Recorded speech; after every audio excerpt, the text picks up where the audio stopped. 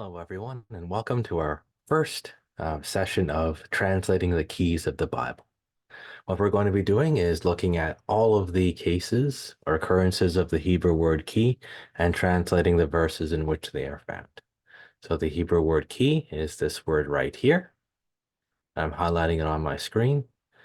On the left-hand side, it's also highlighting this Greek word hoti because that's how it's being translated in the Septuagint.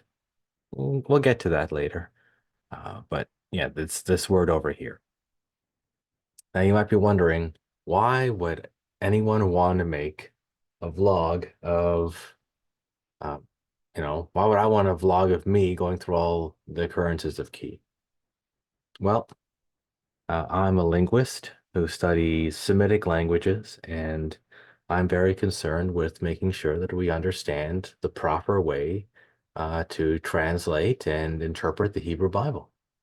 And I found that all the proposed meanings of key, well, better put, the majority of the proposed meanings of key are highly unlikely. So I think we're getting bad translations.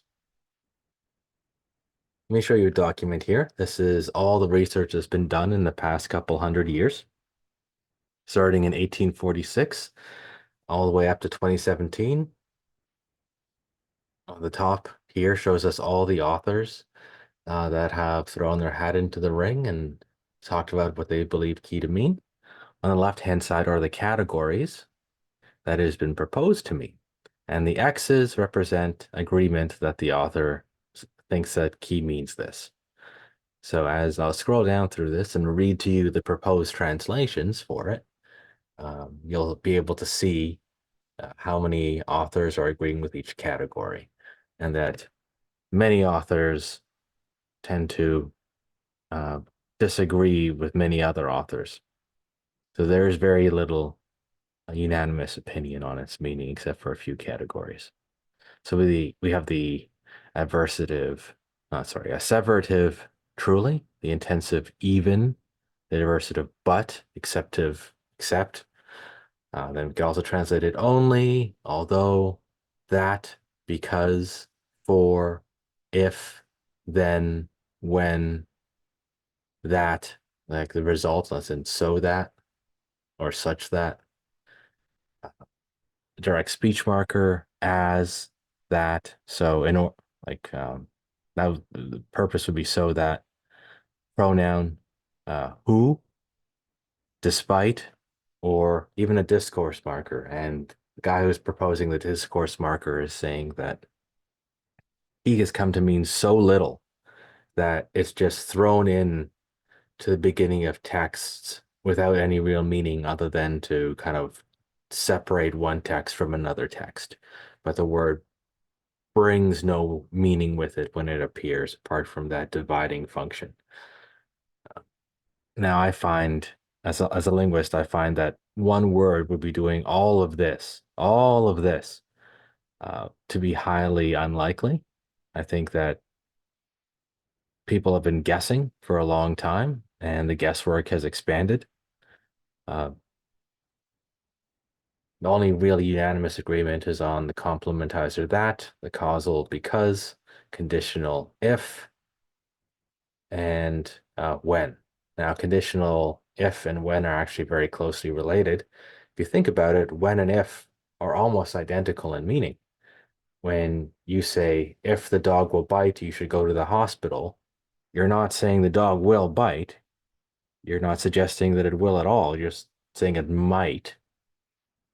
And if it does do that, then go to the hospital. But when you say when, well, it's the same thing as if, but you're adding in an expectation that at some point this is going to happen. So when the dog bites, go to the hospital. You hear that, it's still the condition in the event. So if this happens, plus I'm expecting it to happen, then you go to the hospital. So if and when are highly, highly related one to another. And it seems that Hebrew used one word that was ambiguous as to which of these two it is. So I agree that conditional and temporal is correct. What was interesting is that because it shouldn't be a separate category from complementizer. Now, what's a complementizer? So let me pull up I'll document here.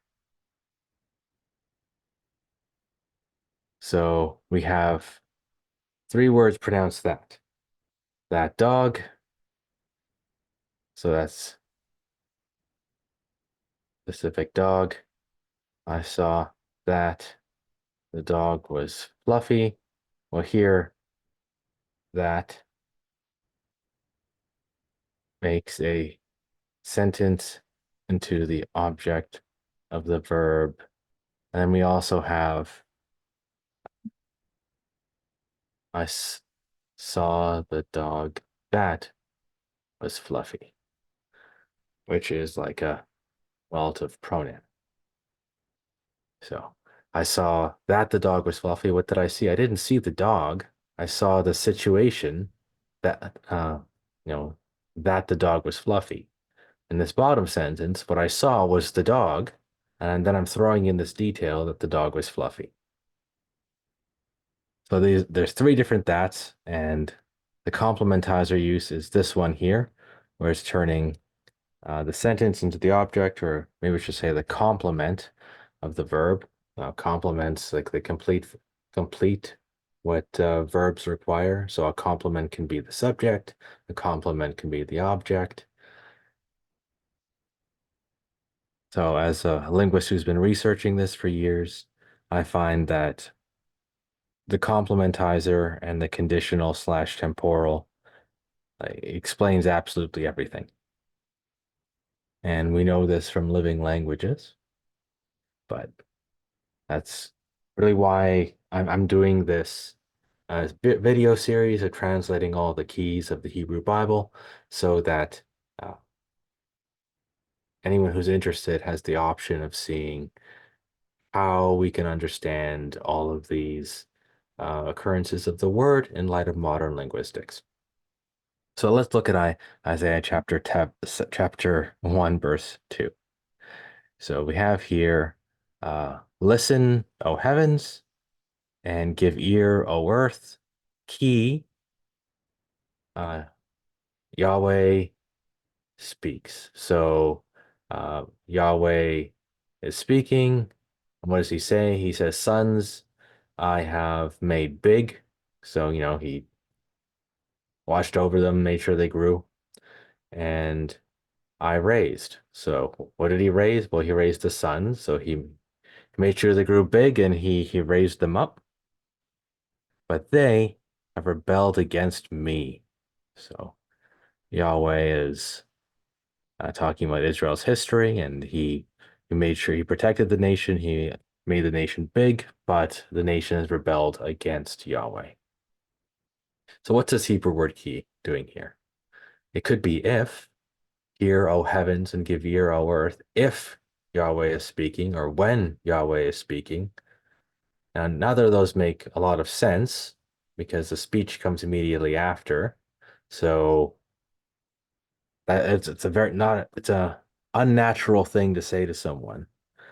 If the teacher is speaking and you say to the student beside you, listen when the teacher is speaking.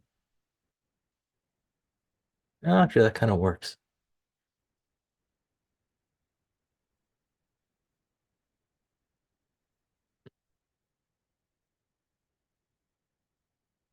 But that's, even though it does make sense, it makes sense as a rebuke. It's a command on as to what to do normally. And I don't think that Isaiah is commanding the heavens and the earth as to what to do normally. I think this is a very contextualized occurrence, and yeah, I think we should go with a different option. So the other option is that key is a complementizer. And as a complementizer, well, we want to ask, how do the world's languages use complementizers? Well, in Spanish, we see that many speakers say a sentence, they use a complementizer, and then they add another sentence that gives context to make the first sentence make sense. So Using that framework for understanding key, we would translate this as, listen, O heavens, and give ear, O earth. Uh, in light of the fact that Yahweh is speaking, sons I've grown up and raised, but they have rebelled against me. Nothing too challenging here, and it's pretty close to the usual understanding of key as a causal conjunction because. Now, for those of you who don't know, there's four types of because. There's like cause and effect because, like the kettle is boiling because the stove is turned on. But there's also reasoning because, telling you why I think something. An example would be Mary is late because I can't see her car in the parking lot. I mean, obviously, the fact that I don't see her car is not making her late. That's not the cause for why she is late. I'm explaining the cause of why I think she's late. And then there's also a speech act, causal, where you're saying why you said something. So an example would be, uh,